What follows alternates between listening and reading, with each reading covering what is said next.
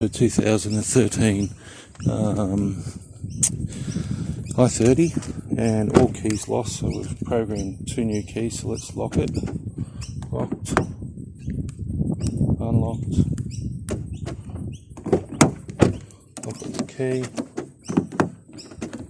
unlock it, so with the other one.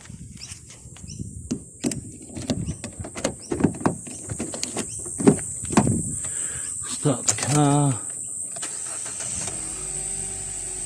There we have it, 2013 i30, all keys lost.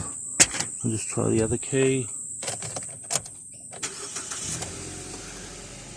Second key works. And that's it. And we give them the nice remote controls. These ones are better than the original ones. These are much nicer. Okay, thanks for watching.